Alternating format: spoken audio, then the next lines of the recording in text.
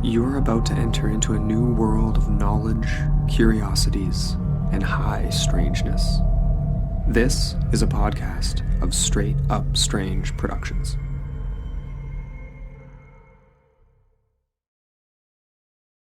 Tonight, it's been a long day. I'm recording late into the night, so I don't have the mental energy to come up with a snazzy intro, but we're talking about haunted asylums in Weston, West Virginia, and Milledgeville, Georgia. All that and more on Small Town Secrets.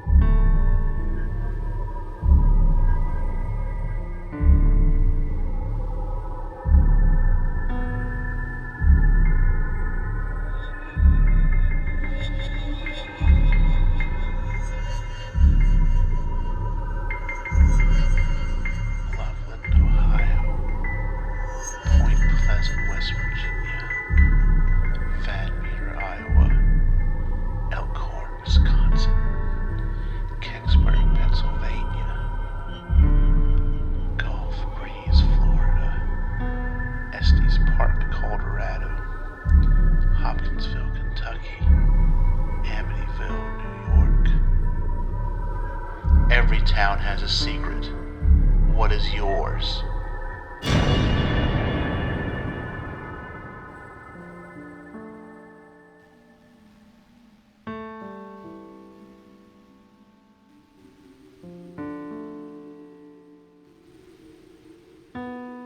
Hey everyone, and welcome to episode 8 of season 5 of Small Town Secrets. And like I said in the intro, I am burning not the midnight oil, the late night oil. It's like 4:30 a.m. in the morning right now. It's like 9 degrees outside, and apparently like 10 inches of snow is on the way. But no, today has just been a long day, a day that just kept going and wouldn't end. So since I've been doing this sort of uploading the show Sundays instead of Saturdays, I've been doing a majority of the show on Saturdays. So, like, throughout the week, I might do some preliminary research. If I'm reading a book, obviously, I'm going to read the book throughout the week or two. But I've really started just doing most of the show, just burning Saturday on it. Like, I'll get up about 2-ish, 3-ish, and start compiling notes and, looking for sources on the web, watching videos, reading articles, all of that, and then compiling show notes throughout, all on Saturday, and then finding the news stories and getting all that together. So I usually work on it, so like I said, probably starting about 2 in the afternoon, 3 in the afternoon. Usually goes to about, somewhere between 10 o'clock, maybe 11 o'clock, and I get everything finally where I want it and ready to go. And then I'll take like a nap and then wake up about 1:30, and then come down and get the show together and get the show out. So I did all of that today like I normally do. And then I had a call-in. We had an interview that we will get to for the Your Small Town Secret segment. And then after that, there was a live stream from Greg and Dana Newkirk that I wanted to watch, which just was great and very interesting. But it was still going at like 1:30, and I just had like 1:30, something like that. And I was just like, I have to like bat out of this. I'm going to finish watching this one later because I have to get this done. So then I took a nap.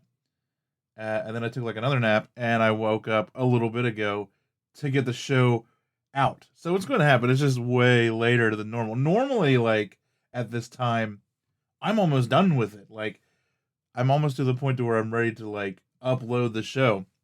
So that's how my Saturday went. Not complaining. It's just kind of a different approach to it. But tonight, yes, like I said, we're going to talk about. I keep saying haunted asylums. I think one is way more haunted than the other, simply because I just don't think the other one is given the access to people to get those experiences. I'll talk about it more when we get there, but we're going to talk about two, one being Trans-Allegheny in West Virginia, and the other one simply called Central State Hospital. One of many that are called Central State Hospital. There's one in Kentucky called that. There's one I think in Pennsylvania or something called that. There's a couple of them with the same name lying around, but we're talking about the one in Milledgeville, Georgia, which I believe at one time was the largest asylum, mental hospital, whatever it was called throughout the years at the time. And that's what I've got for the show tonight. You find out very quickly when looking into these, they all seem to have like the same story. They really do. Like, especially like the old ones, like the ones that have been around since like the 1800s, which both of these are. They all started out with, I want to say, pretty good intentions, especially for the time that they started out in. There were some progressive ideas for both of these, and then just quickly devolved into an overcrowded, depressing, terrifying mess until about the 60s, when we realize that that's not the way to go about it, and we kind of start trying to right the wrong, but the damage has already been done. Like, so many of these places are like that.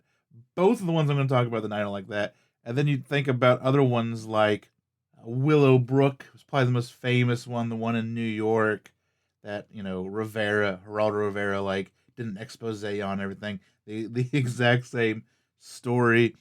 And I'm sure there's other ones. One of them I'll probably get into on the Patreon episode. Don't know which one yet, but it'll be another asylum with some spooky ghost stories. And I just have a gut feeling that whichever one I choose, it will have the exact same issues as these two did. So look forward to that if you're on Patreon. If you're not on Patreon and you would like to listen to that and all the other ones that I have done, you can do that. Go to patreon.com/STScast, or go to the support tab on the website at stscast.com, and you can get that extra show, or ad-free versions of this show, or access to the music, stickers, buttons, all sorts of other stuff like that. You can check it out and see if it's something you would like to get into and help support the show and all of that. It would be really great. So I think that's it. I think that's a good intro. I'm just going to get into it.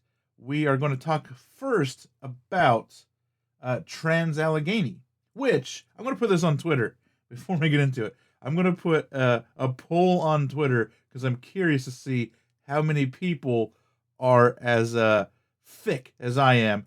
The first time I ever heard Trans-Allegheny, before I knew what it was, like just, heard it on whatever, I thought it had something to do with trains. It sounds like, doesn't it? It sounds like a train yard or a train station or something. And like, the first time it ever popped up on my radar or anything, before ever looking into what it is, I'm like, that has to have something to do with trains. But nope, it's not. It's a mental hospital. But yes, Trans-Allegheny, first on the docket for tonight.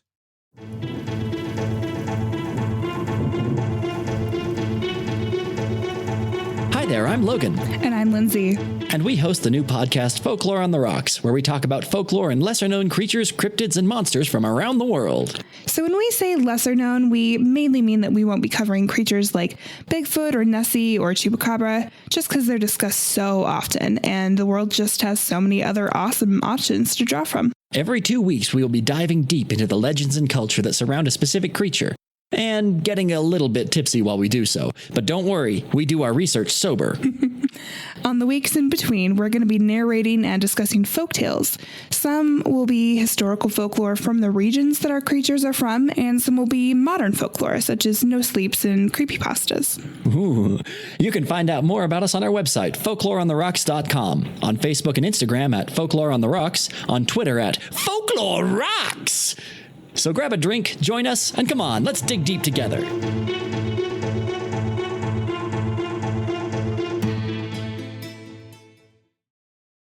Weston is a small town in Lewis County, West Virginia.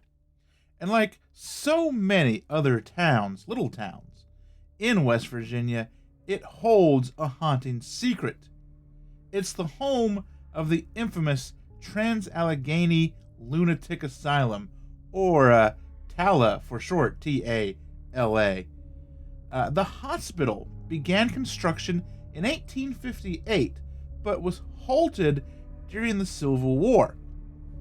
Once the war ended and West Virginia was brought back into the U.S., government funds were finally released and the construction was finished. So it was like a whole thing. You know, the Confederate state of Virginia wanted to take those funds and use it for the war effort, and da-da-da-da-da. And I think, like, what was it? Like the Ohio Regiment came in and like took the money and kept it away from all this. I actually have an article, I believe, let me look and see which one it is. I think it's in the America's Most Haunted article, or maybe the onlyinyourstate.com article. One of those two, I can't remember off the top of my head which one it is, but one of those really gets into that whole thing about, you know, where the money went, who took it, all of that. It really gets into the nitty-gritty of how it got stalled during the Civil War. If you want to read up more on that detail itself. But it did finally open in October of 1864, but it would not be completed fully until 1881. When the campus was completed, it had waterworks, a dairy farm, and even a cemetery. The campus size would reach 666 acres upon completion. And even though it's referred to today as the Trans-Allegheny or the Trans-Allegheny Lunatic Asylum, it was not called that when it opened. It was called the West Virginia Hospital for the Insane, before it changed its name to just Weston State Hospital in 1913. It was never actually officially referred to as Trans-Allegheny Lunatic Asylum until it was sold in 2007. So not until it became like a private entity, a private property, and kind of open to the public was it referred to its actual name. Like, that was the name that was proposed, but it was never officially on record as being called Trans-Allegheny Lunatic Asylum until it was kind of done with life. Like many other mental health facilities that have been around for such a long time, the Trans-Allegheny suffered many of the same issues, like I said earlier.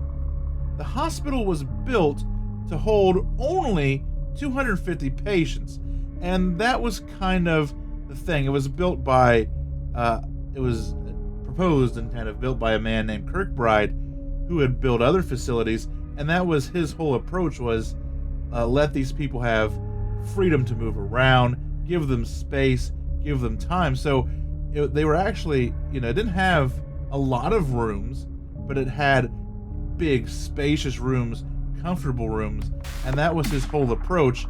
But of course, the overcrowding starts. That's what always starts, is the overcrowding.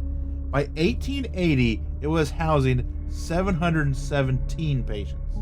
It hit its peak of 2,600 in 1949.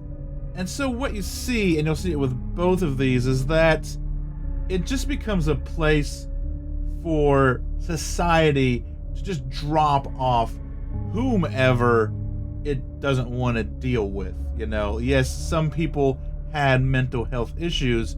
Some people were just epileptics. Some people were drug abusers. Some people essentially were put in there for things like novel reading and quote-unquote female diseases. Just really, you had a kid that you couldn't deal with, that you didn't want to, you could drop them off at the asylum. Perhaps you had anyone that for some reason you need to keep them quiet, you need them out of the way. Well, drop them off at the asylum. It just became, like I said, a dumping ground that I think that probably half of the people, at least, that were in there overcrowding the place probably never needed to be in there in the first place. During the peak of overcrowding, patients who could not be controlled found themselves locked in cages. This often erupted in violent episodes. And these conditions were also very poor. The whole place was dimly lit. It had poor sanitation, terrible sanitation, and it had really bad heating. Like, you had so many people that you can't account for them all, and they're just sleeping on the floor during the cold West Virginia winters, during the hot West Virginia summers. Not a great place to be. And so during the 1950s, with the help of Dr. Jackson Freeman, many of the patients were given lobotomies in order to get them out the door and relieve some of the overcrowding. Perhaps some were given one whether they needed it or not.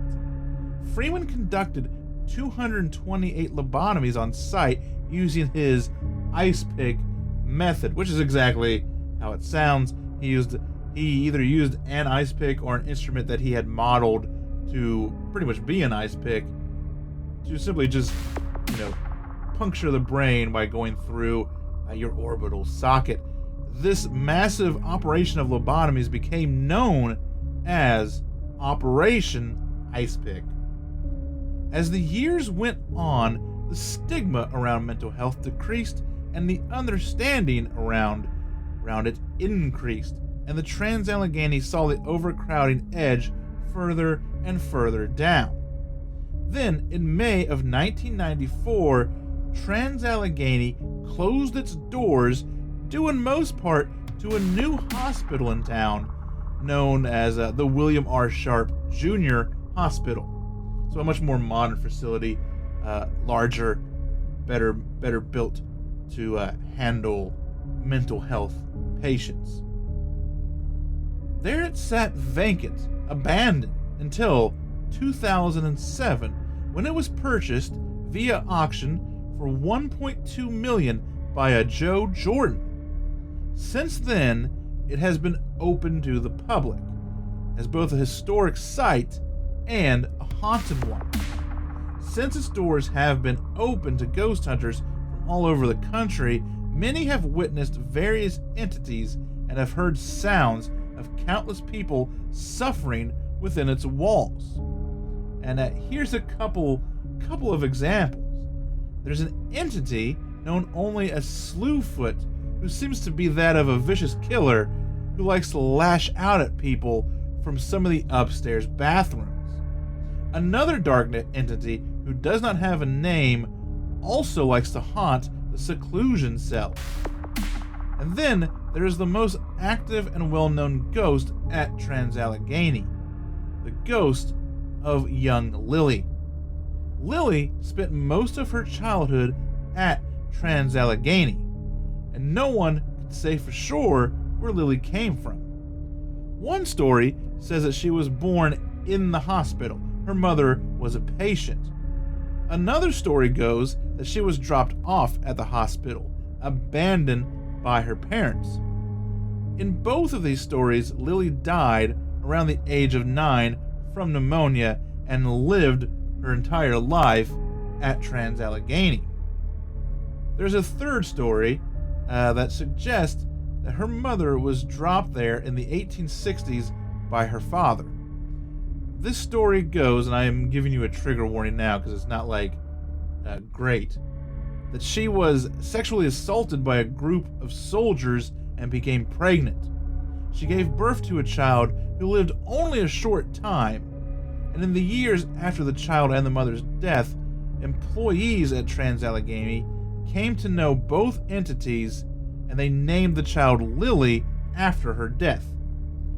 This story is widely believed, but is actually a short story written by Stephen Wagner for a contest to help promote a Ghost Hunters live TV event at Trans-Allegheny. So if you hear that one, you can brush it off to the side. Still, there are some records that tell us that there were pregnant women admitted to Trans-Allegheny. And with the overcrowding and all of that, I'm sure that record keeping was bare minimum at best. So there could have been a child named Lily who lived there, and we may really never find concrete evidence of it one way or the other. Perhaps the name Lily was derived from psychics who have investigated the hospital. Whatever the story, however the name came to be, there seems to be an entity of a child who loves to play games, such as turning on and off flashlights and music boxes. EVPs have been caught of a little girl. One of the better ones that was captured by Shelley Bailey, who was a historian in town, and it seems to say, "Thank you for the snacks," after she left Lily a box of Cracker Jacks as a gift. Lily seems to hang out in her own room, a room on the first floor, dubbed, of course, Lily's room. This room, if you visit it now, is full of toys and other offerings to the child spirit who seems to like the attention. So my thing with Lily is, and I'm thinking about this more and more, that just because it doesn't matter if Lily existed or not. Over the years, enough energy and enough thought has been put into this that, yes, maybe she's an entity or a ghost of a 9-year-old girl who died of pneumonia, or maybe she is just this thought form that we have created over the years, and now we have manifested it as an actual thing, and we've given it this personality, and it doesn't make it any less paranormal, doesn't make it any less intriguing, but rather she's a historical thing, a historical figure, an actual person or not. There's something there, and there's something that responds to that story and the name of Lily. Trans-Allegheny is still open to the public, and you can book tours, historical tours, ghost tours. I have their website linked in the show notes. The money made off of the tours and the merchandise and all of that is being used to renovate the whole building, which is a historical landmark. And that is the tale of Trans-Allegheny. When all this is over and we're allowed to kind of, travel around again, I don't think this is super far from me. It'd be a little bit of a drive, but I bet I could get there. And so I think we're going to get down there, hopefully, and take one of these tours when all this COVID stuff is out of the way. But that was Trans-Allegheny. Let's dig into Central State Hospital and see a very similar story to Trans-Allegheny.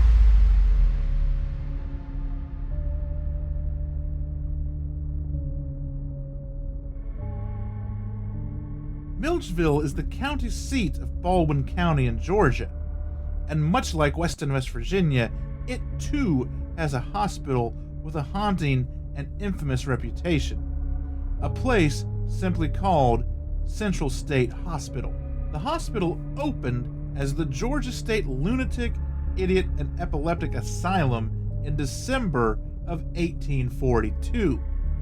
It has also been referred to over the years as the Milledgeville State Hospital and Georgia State Sanitarium, but in modern times it has been dubbed Central State Hospital.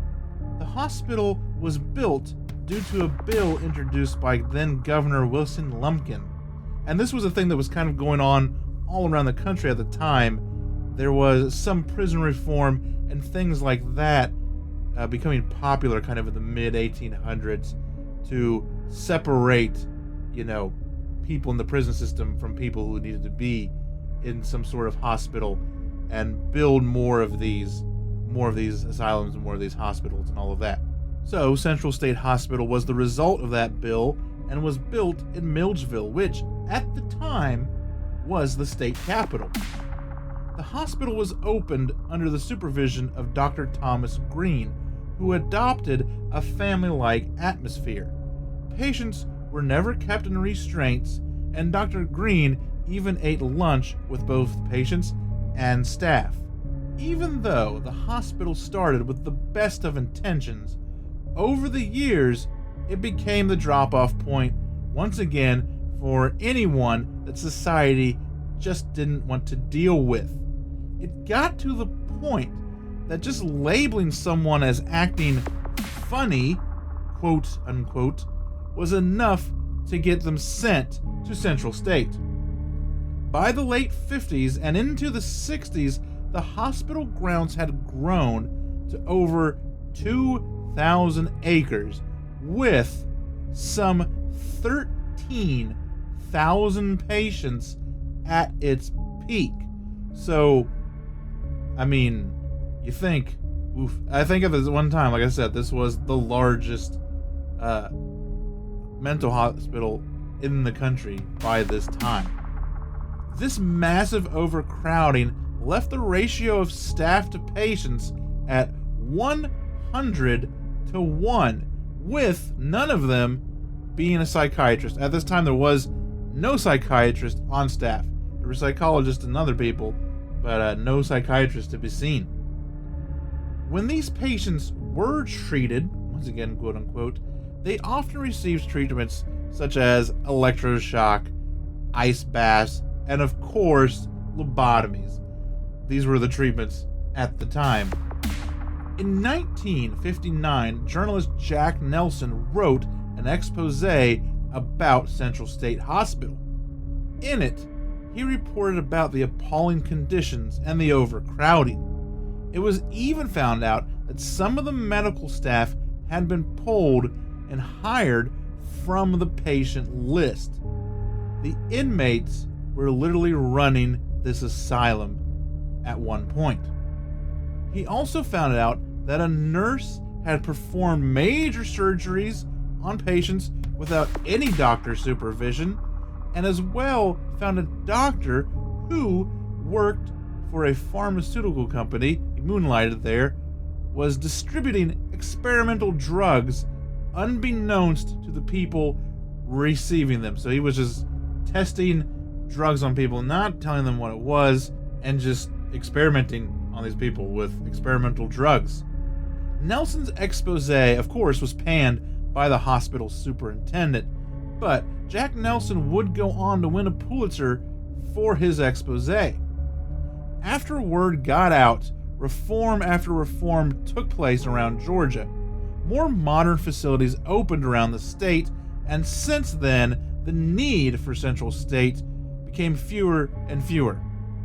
Many of the dozens of buildings on campus are now closed, and up until a few years ago, a handful of buildings were in use. Some were used as a prison, one was used as a nursing home, and another, the Cook Building, served as a facility for forensic patients, which is just a place where people who were deemed not to be able to stand trial or not be able to understand the charges against them would stay.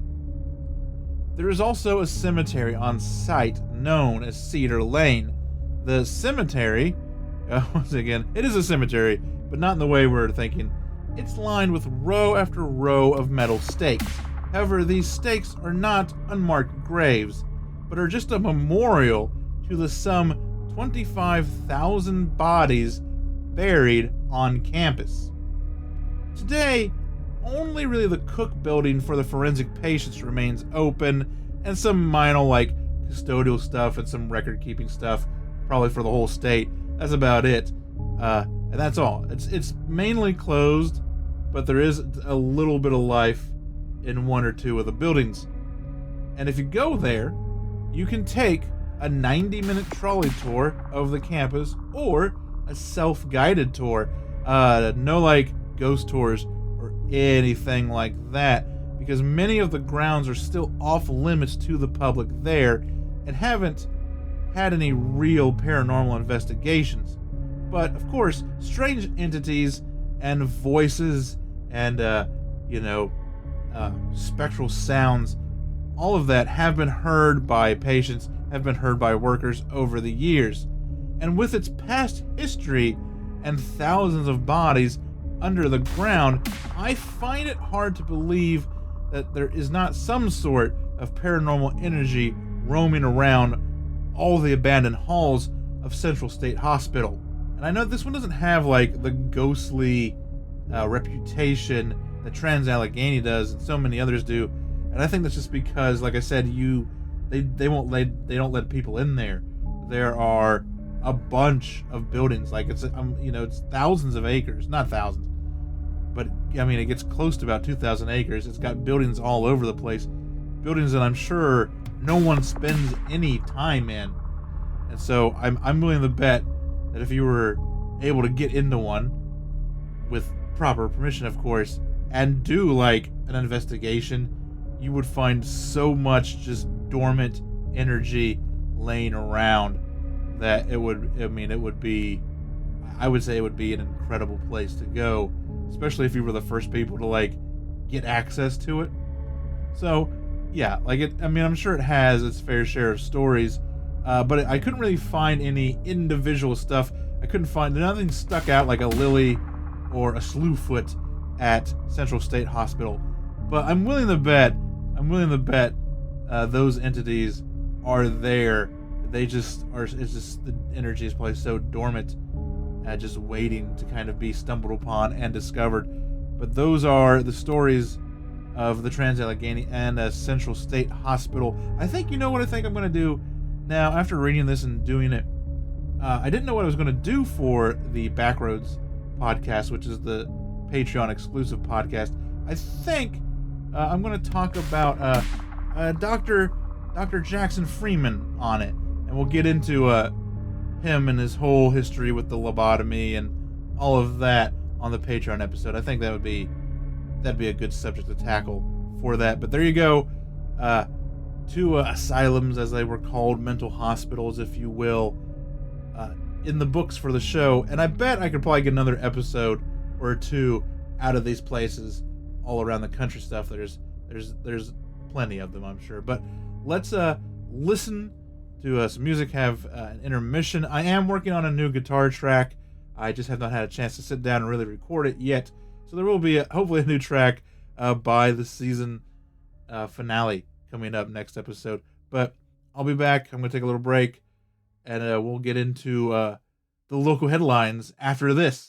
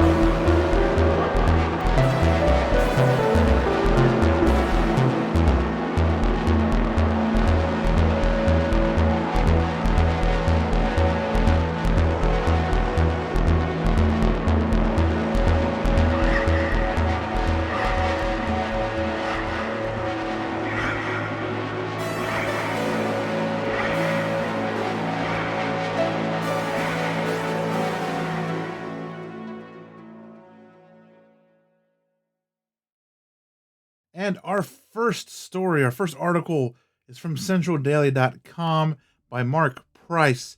The headline reads, "Ghost or Glare? Creepy photos from dark New Hampshire cemetery trigger online debate." A good old-fashioned ghost sighting is being debated in southern New Hampshire after a series of photos suggested something creepy may have been lurking within the shadows in the 250-year-old Pine Hill Cemetery. The images were shot in the middle of the night, and the cemetery in Hollis is notorious for being haunted. So, Tyler Karanassos has all the right paranormal boxes checked before sharing the pictures on Facebook with 72,000 followers. Something resembling a woman in a veil emerged when the photos were enhanced. Karanassos wrote January 23rd on the You Local New Hampshire group page. "In the last image, I circled the outline of what appears to be a sort of shadowy, ghostly figure," he wrote. "Let me know what you think, New Hampshire." The post has since been received nearly 1,200 reactions, comments, and shares, along with local media coverage. Many among the commenters are sure it's a spirit, and including a few who enlarged the image to show it had a rather skeletal face. "This is definitely a woman ghost in a wedding gown," Tanya Abbott wrote. "I believe it. My son and I witnessed an apparition in that cemetery many years ago.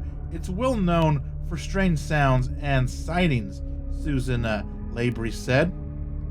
"Looks like a female child, long hair and a long-sleeved shirt, walking away," Kit Kat Sousa posted. Skeptics have also commented, sharing their own theories.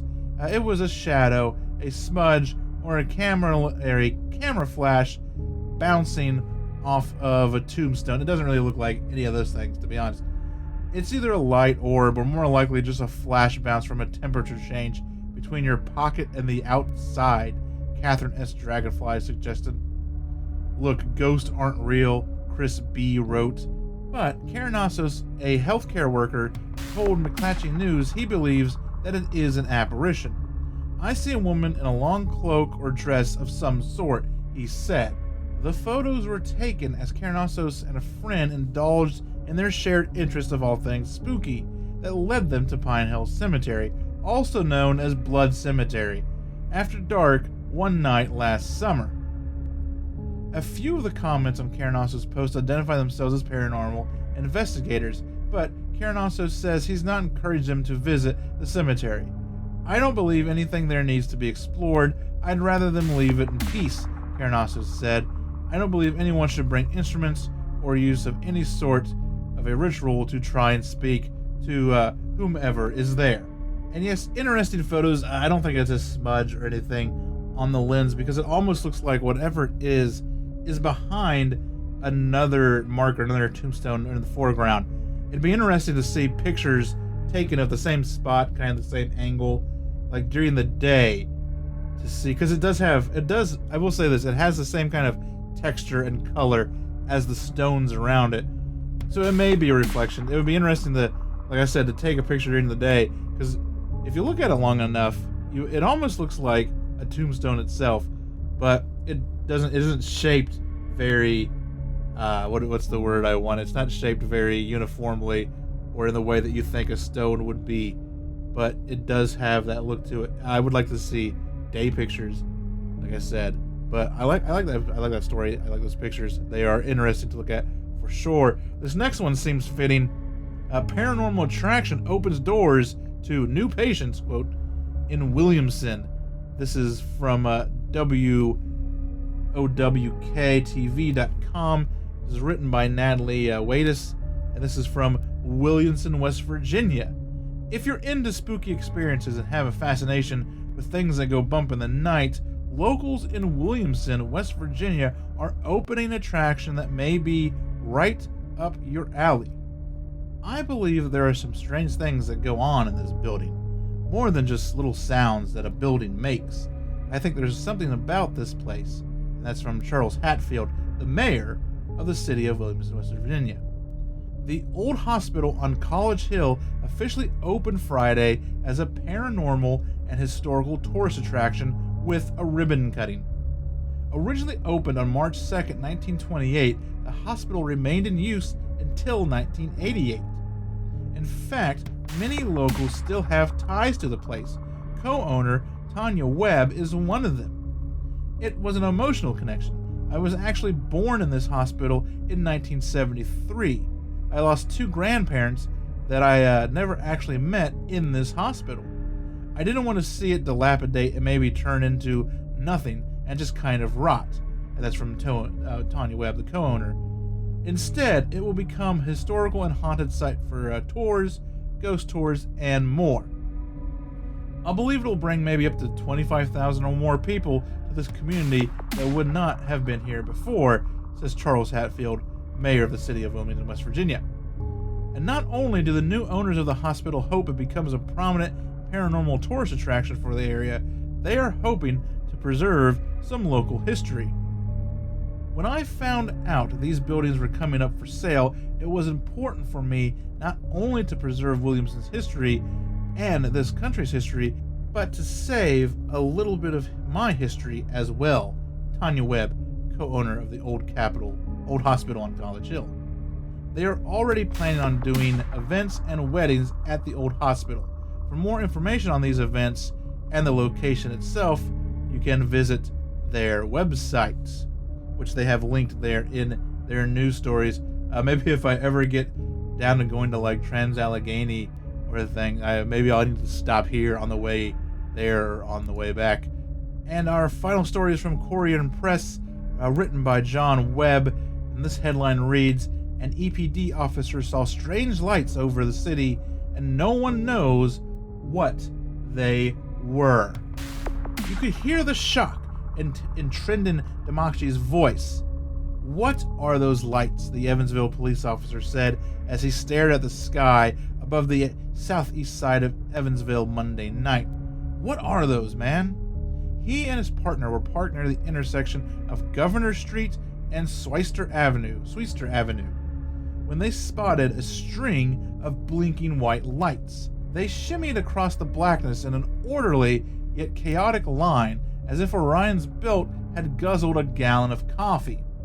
Demachi filmed the sighting and posted it to Facebook with the caption, "UFO?" The EPD's official account shared the video around 10 p.m., sparking a flurry of shares and comments. "One of our officers may have found something from out of this world," the post read. "Don't worry though, we'll be keeping an eye out for little green creatures tonight." As far as we know, no creatures materialized Monday, and although several guesses burned across social media, no one can offer a definitive answer as to where the lights came from.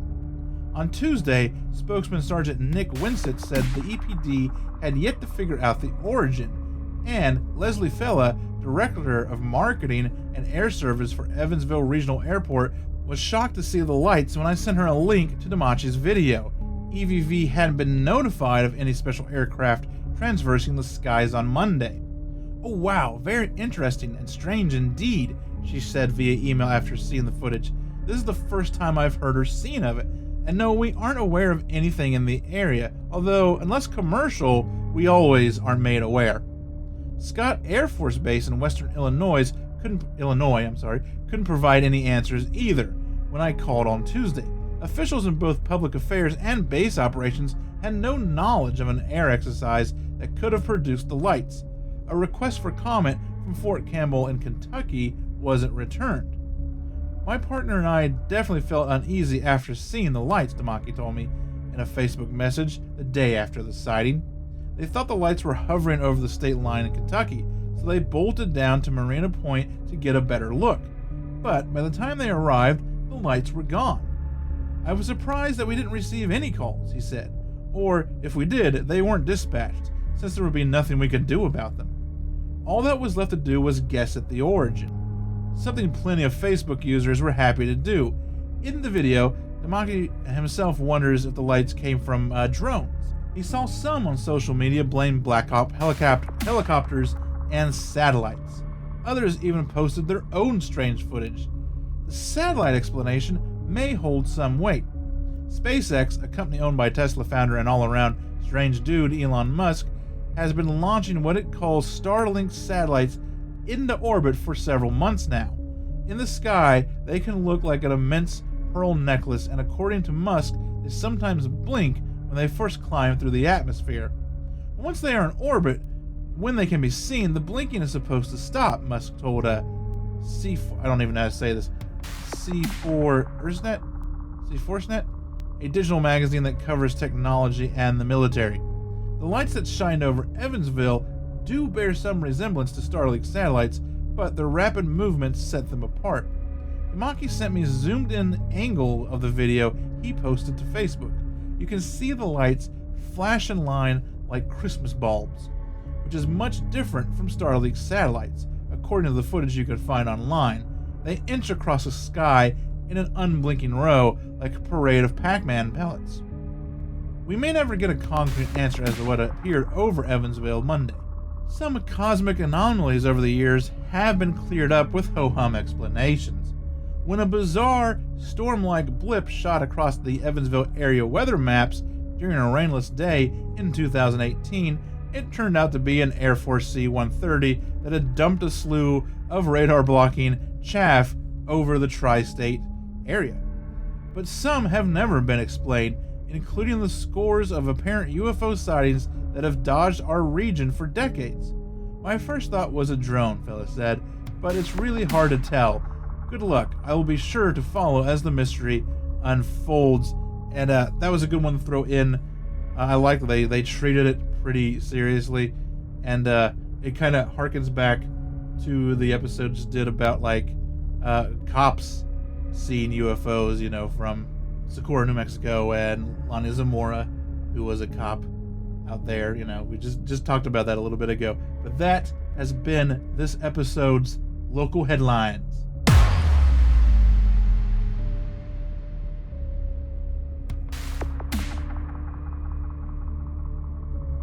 And tonight, for the Your Small Town Secrets segment, I bring you an interview.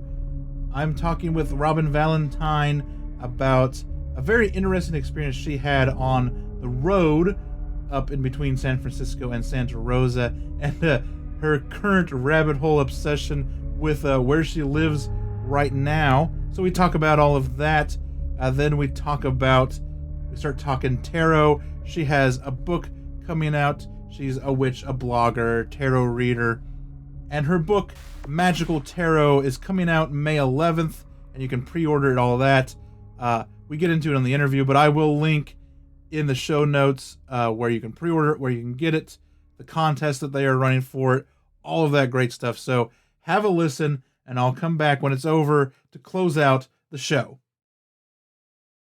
Okay. So I have two things to talk about. All right.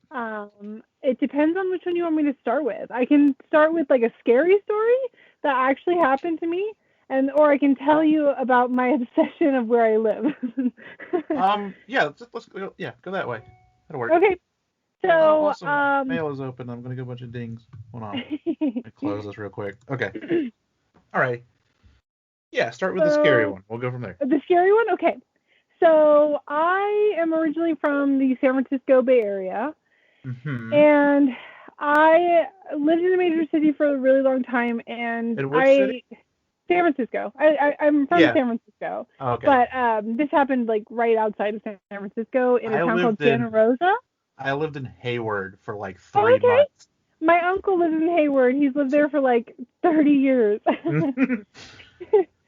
It is probably one of the shittier towns. I'm not gonna lie, but they have. But hey, I could walk to a Taco Bell, like, which is probably like a bad idea. Area and you choose Taco Bell?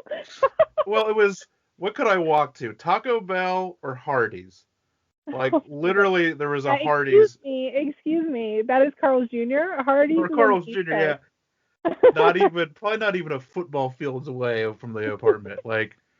On the same block, and like living in a town where you can't walk to anything. Yeah, that is the makes that kind of a bad idea. You throw a rock and you can hit like 15 different restaurants. Great.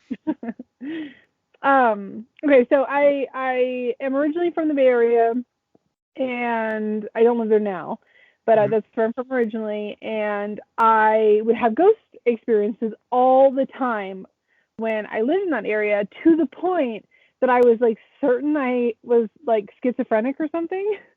It was like happening so frequently. I like went in and got like cognitive tests because I was like, something is Boy. wrong. Mhm. I was like, that has this this has to be me. You know what I mean? I'm normal, I guess. Well, you know, normal's relative, but there's nothing wrong with my brain firing. Mhm. And I was driving home this one night, and at the time I was working in Sonoma County, which is just north of San Francisco, and so I would Mhm. have to drive from Sonoma County to San Francisco like every night, and I was working in a mental health outpatient clinic. So I would work overnights and then I'd have to drive home. And I'm driving home one night, and all of a sudden, it's like, I don't know, I want to say like 4 in the morning. Oof. I see like a person on the side of the road, and they are like hurt. And so I'm like, oh my gosh, oh my gosh. Like, I'm thinking, like, I'm going to call 911. Like, I go to pull over, and then there's nobody there. So, of course, I'm like, it's 4 in the morning, Robin. You are hallucinating, girl. Like, get home. Like, and then this proceeds to continue to happen, like, the entire way home. Like, on the side of the road, and it was different people, and I'm fully like certain that I'm having like some sort of psychotic episode or something. I'm bawling my eyes out, right? Right. So turns out I get home, I go to sleep. I'm like, you know, maybe you're just sleep deprived. That's all that was.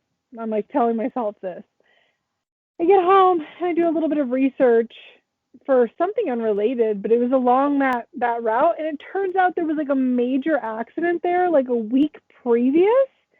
And like Wow. I was looking it up, and the people that I was seeing on the side of the road were people that were in the accident. And it was the most bizarre, like terrifying situation.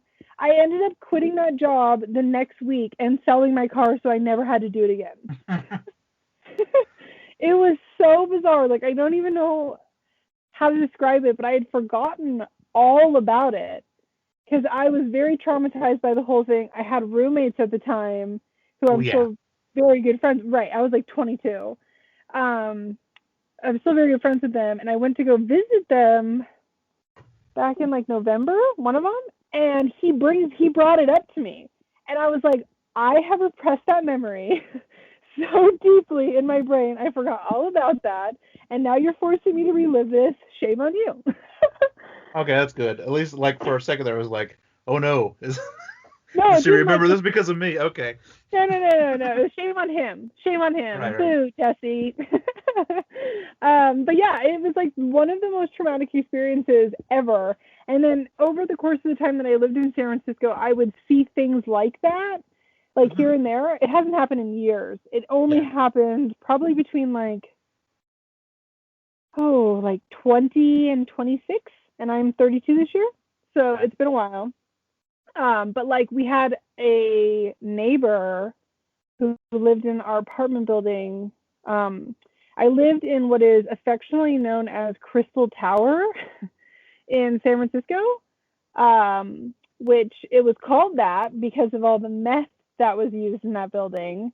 For the record, I do not do drugs. But because of that, we had a lot of people that, you know, maybe weren't always making the best decisions.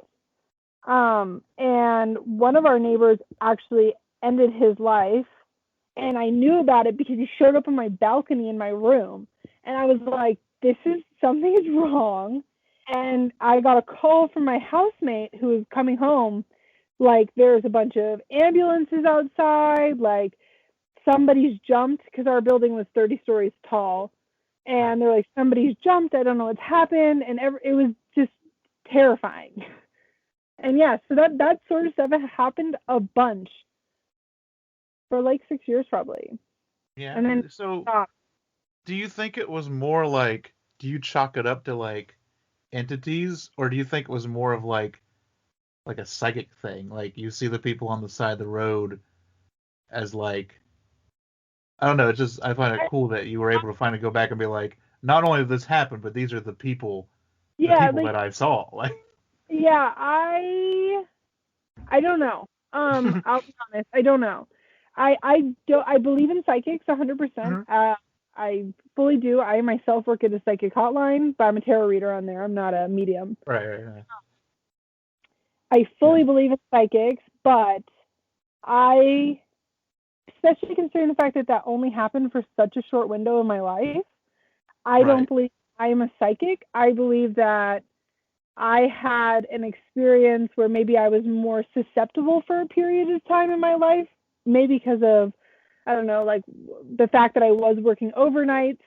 So like my internal defenses were lowered or something like that. So I could pick up on this stuff easier.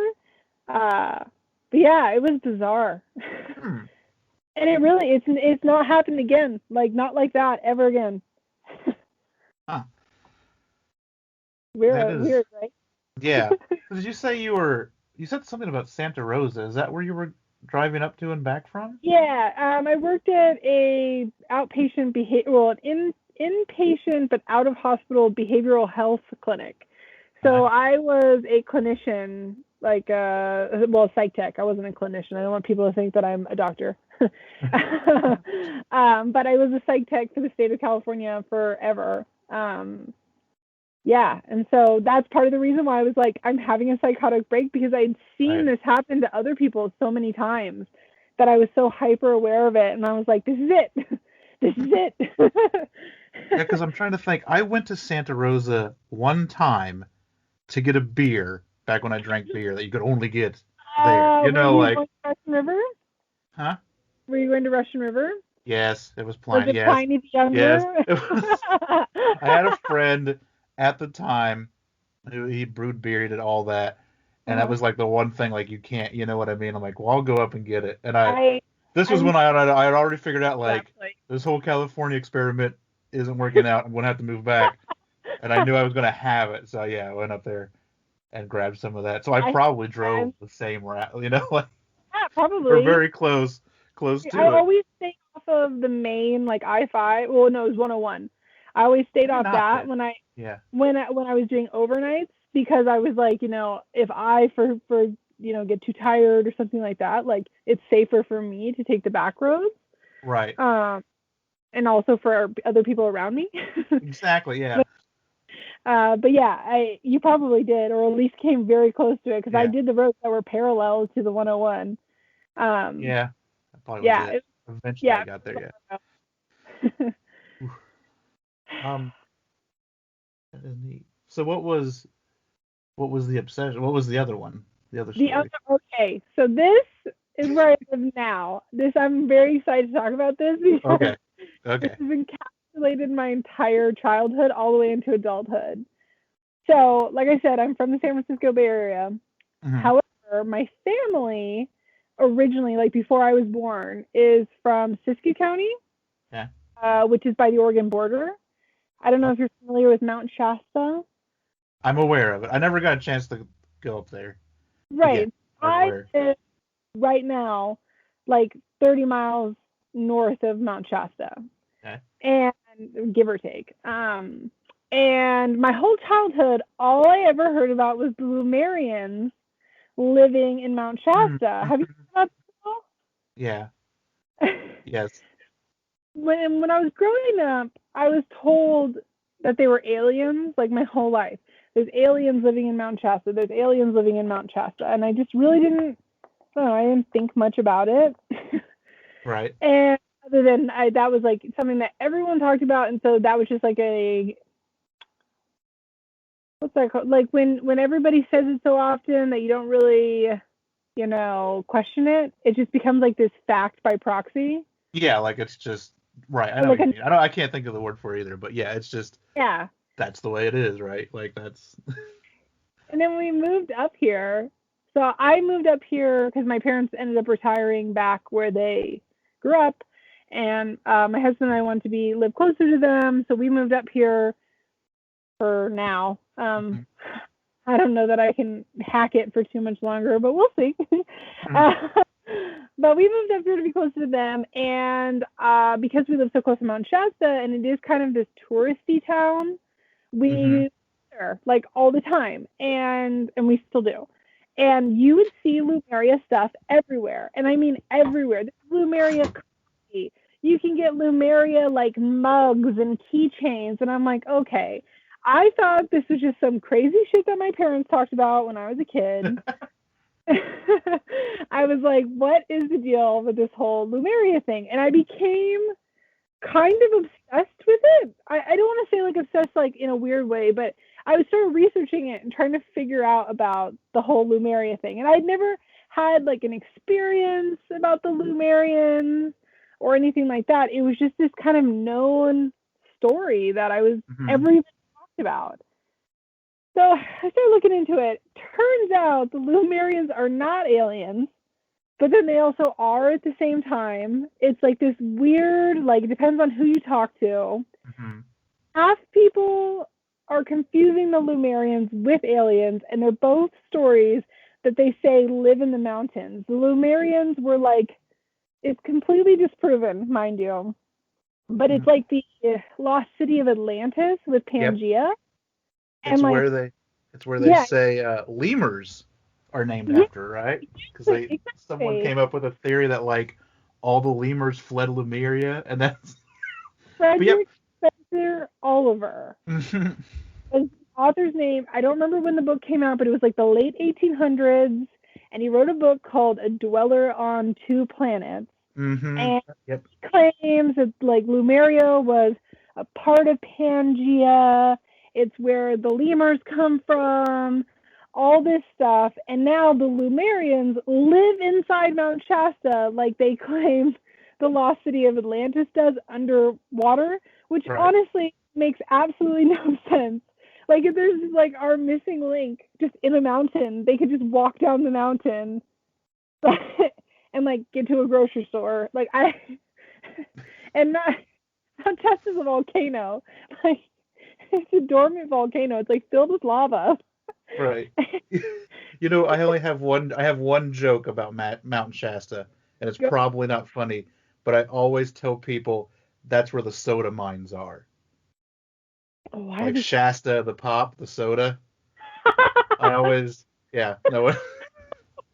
I know someone that lives out. He's probably listening, and he's probably either cringing or laughing, or he will be listening. And he lives in Livermore, and I've that's my joke, my one Mount Shasta joke, because that's where all the soda mines are at.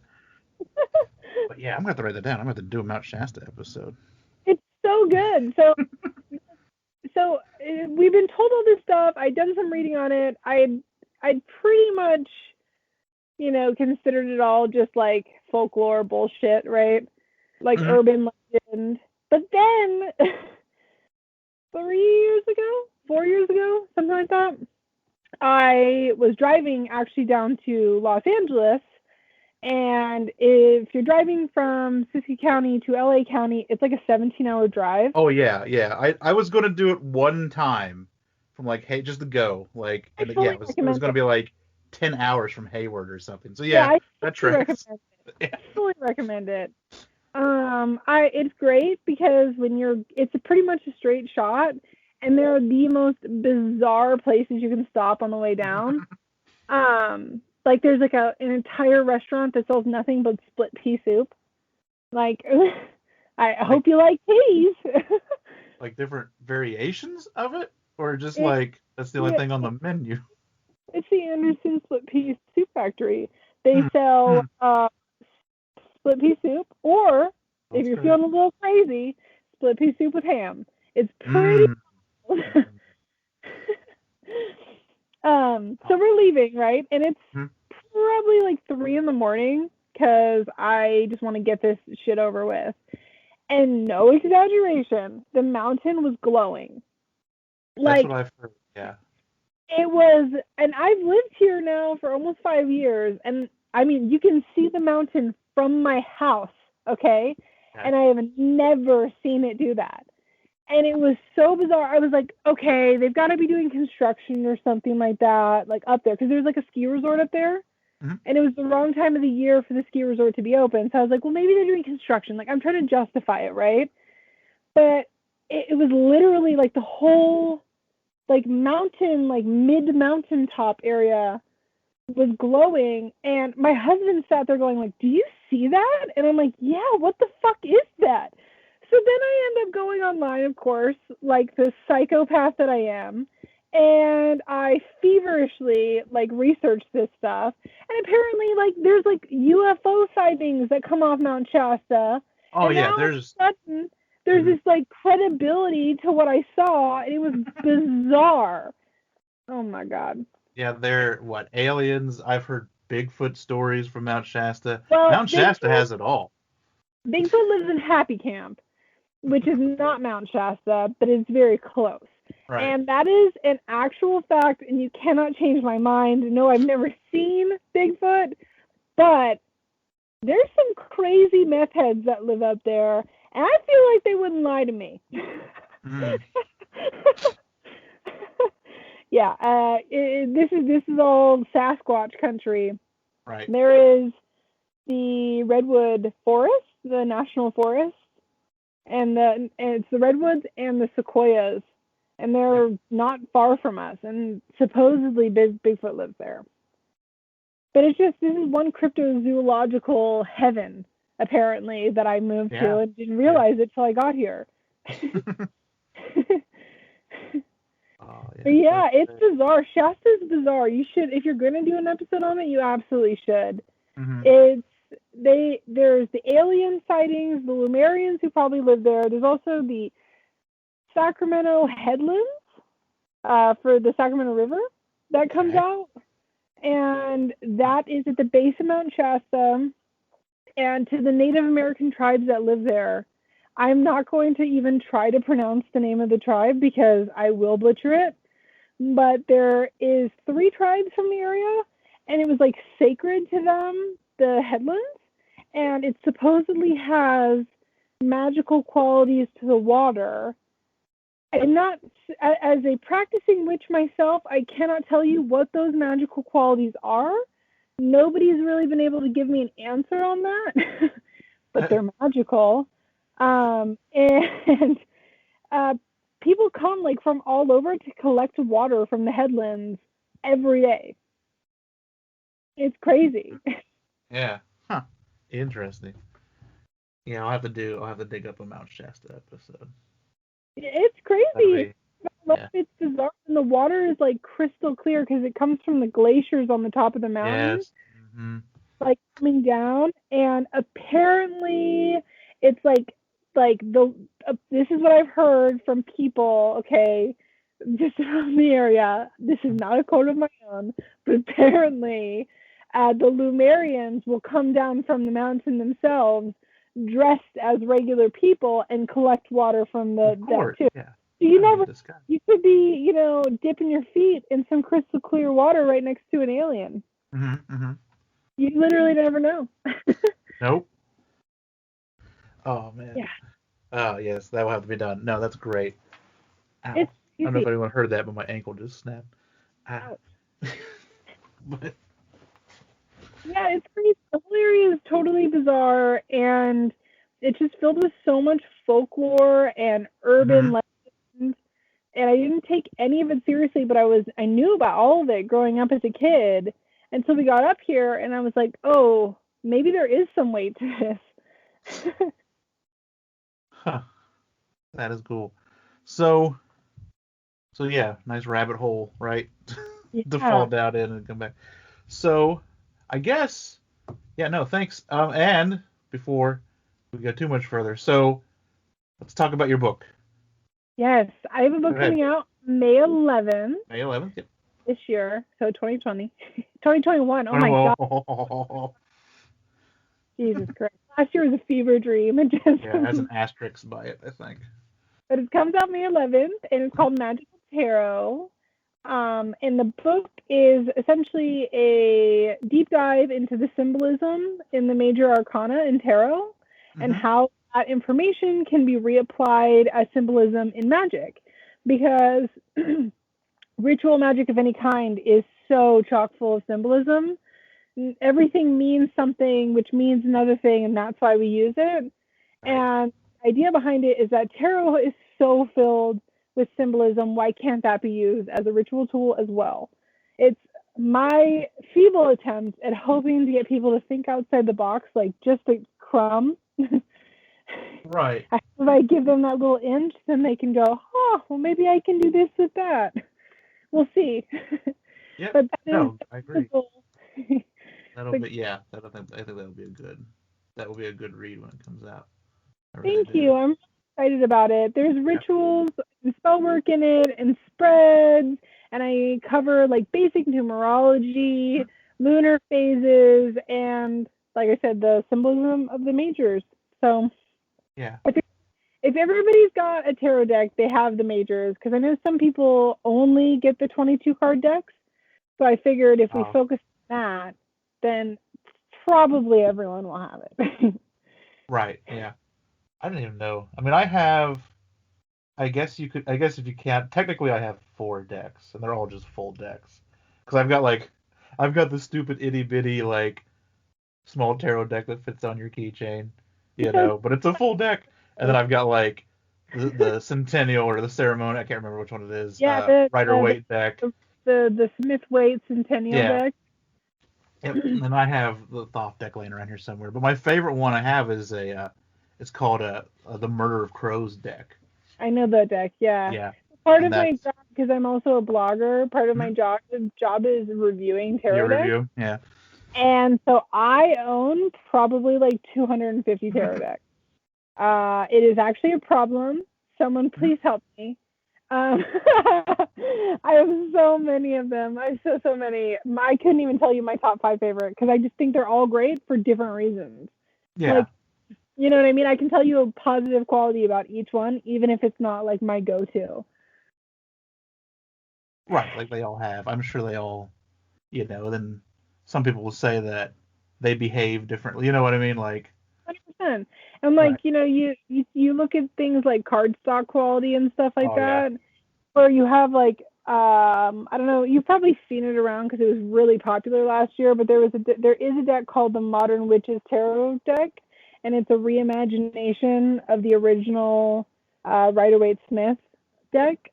I think, it was really popular last year. I'm sure if you saw it, you would recognize it right away, even if you hadn't like put the two together. Yeah, if I saw a couple cards. And the cardstock for that deck is so thick that it's impossible to shuffle, but the cards are so beautiful that it's like, I will make this work.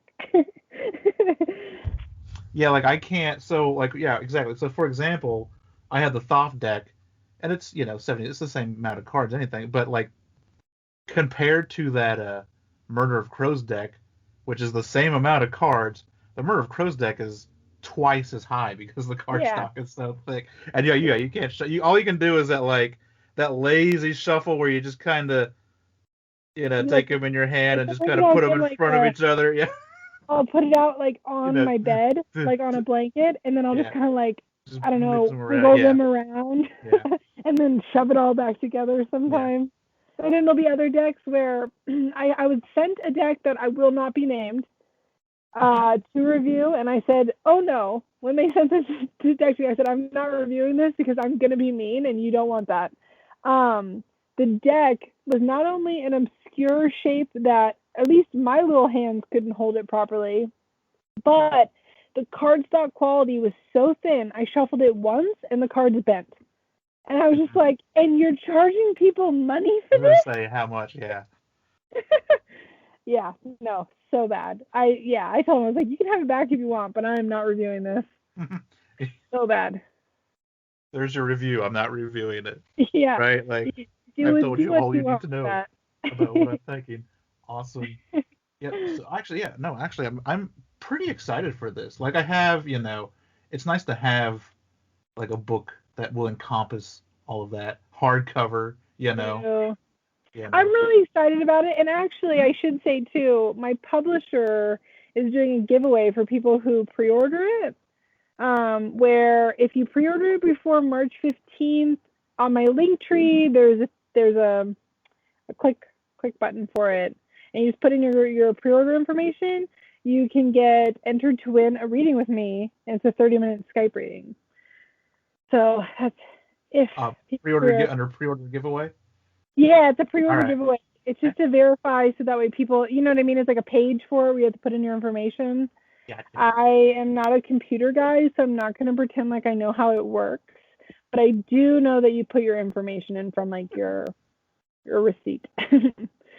Okay. And then maybe Gotcha. more after that. I think we're going to do another one after March 15th as well. So at least until now, that's what I've got. Yeah. Awesome. So yeah, I think that'll about do it. Unless there's anything Okay. else you want to bring up real quick. Well, thank you very much for having me. I appreciate it. And there we go. Like I said, I've linked to her links in the show notes, so you can go and pre-order the book. I have pre-ordered the book. I think it's going to be a good one. It comes out May 11th. And that is the show. If, like Robin, you would like to get on and talk about your paranormal experience, your small town legend, UFO sighting, your cryptid encounter, your kind of true crime, claim to fame in a small town, or anything like that, you can do it many ways. You can go to social media. I'm at STScast on Twitter and Facebook and TikTok. And I'm on Instagram at stscast.gram. That's how we got a hold of each other on Twitter. But you can also go to stscast.com, and down at the bottom of the main page, there's an email form that you could fill out to get me your story and let me know how you want to handle it. Do you just want me to read it? Do you have an article for me? Do you want to come on like Robin did and we can record it? Or you could even just send in your own pre-recorded thing if you want to. There are a bunch of ways to do it, and we'll get it on the show. Also at stscast.com, you will find all the sources, the episode notes, the pictures, all of that is on there under the episodes tab. Like I said, you'll find the Patreon, and that on the support tab, you'll find merch for t-shirts, coffee mugs, stickers. I just switched over to a new store, so I actually have some new stuff that I wasn't able to get on with the other store, so that's kind of exciting. You can check all that out at stscast.com. And that's it. That's the end of the show. Like I said, thanks everyone for listening. Thanks for supporting the show. And if you like the show and you do want to support it, and you can't do it financially via like Patreon or buying a shirt or whatever, please leave a rating and a review on your podcatcher of choice, especially iTunes. And just tell a friend. So, every time you guys tell someone and they listen and they like the show, the audience just gets bigger and bigger. So there you go. Thank you. Have a good week. I'll be back in a couple for the season 5 2-part finale. That's coming up already, end of the season.